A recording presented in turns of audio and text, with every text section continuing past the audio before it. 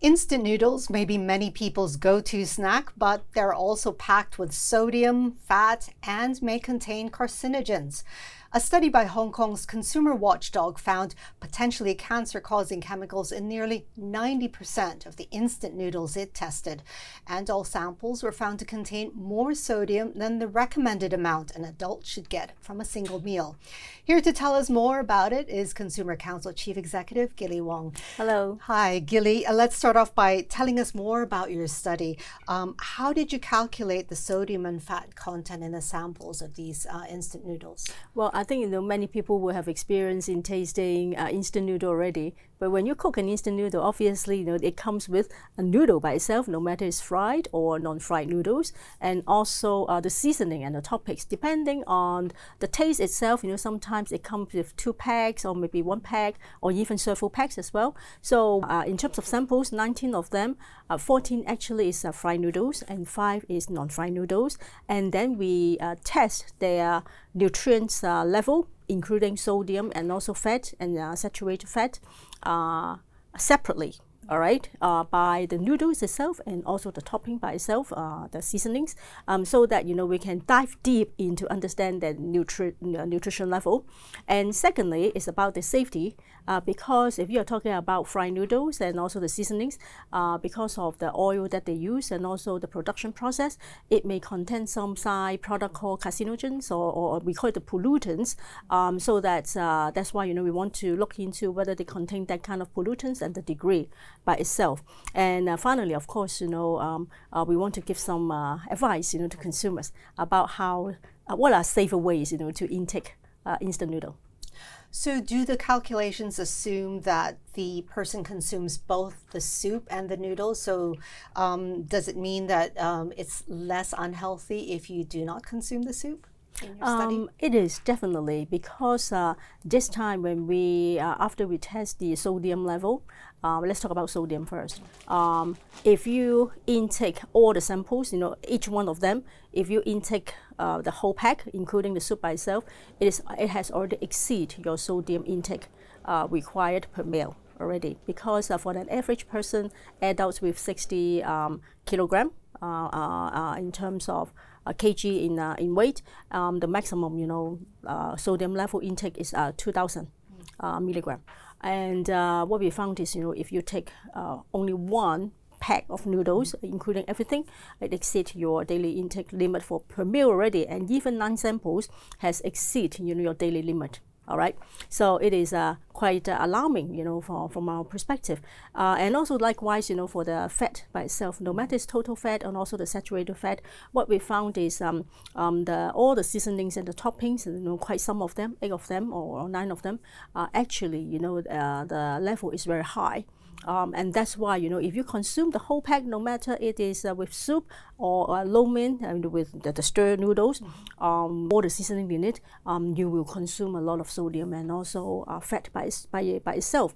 So the best advice is you have to really control and discipline by yourself. You just need the texture and the taste of the noodle itself, but not exactly the seasonings. If you get rid of the seasonings or maybe put less into it, not to consume the soup, that would make it better, in terms of your health, because you intake less sodium and also fat.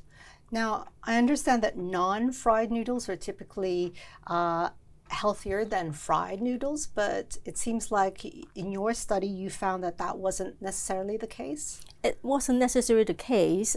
Reasons being is the sodium by itself, the average sodium level of fried and non-fried noodles, what we found is actually the non-fried noodles is higher than the fried noodles.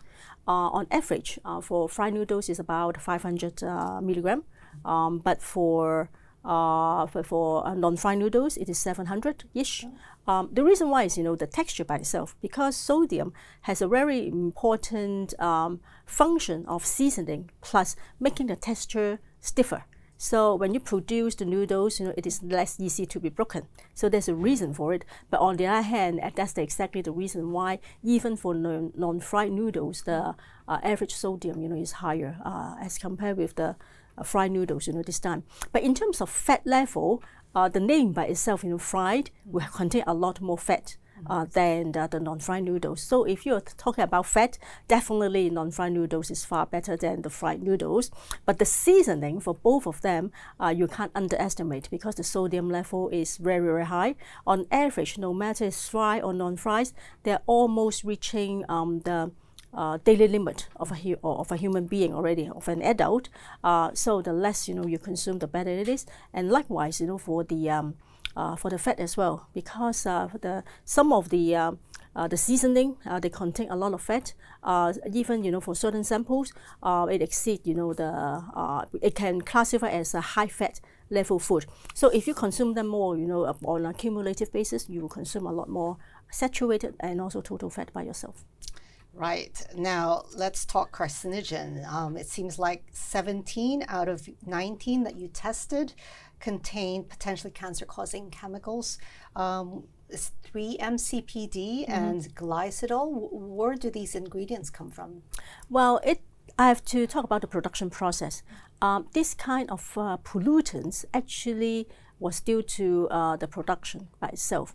Especially when you found in a high temperature processing food like fried noodles, because it requires high temperature to deep fry it, and during the process it will produce two different pollutants. One is 3-MCPD-E and the other is called GE. The full name is glycidyl fatty acid esters. So these two pollutants, when it comes into our body after digestion, it will release some carcinogens, possibly carcinogens that can harm our body.